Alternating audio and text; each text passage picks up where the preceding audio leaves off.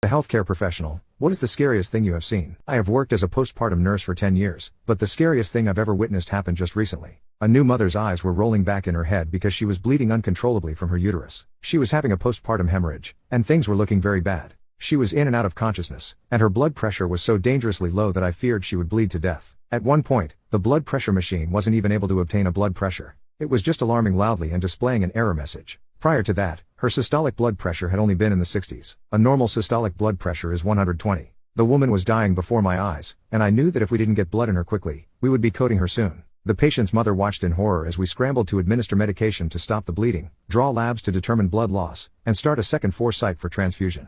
I ran to the blood bank as fast as I could after initiating the massive transfusion protocol. I explained to the technicians that I needed them to work quickly because there was a mother who had just delivered a baby and her life depended on it. I can't explain the agony of waiting for those blood products to be dispensed. I must have looked like a crazy person, running full sprint through the hospital hallways with a cooler full of blood and scolding people who were trying to follow behind me on the elevator. Luckily, we were able to transfuse the woman quickly, and she made a full recovery. Nurses deal with death and dying every day, but it's quite another story when you're dealing with a new mother who just delivered a baby. Nobody expects to die with their family around them, celebrating what should be the most joyous day of their lives. Luckily, the woman whose eyes rolled back in her head is still alive, but she definitely scared me to death.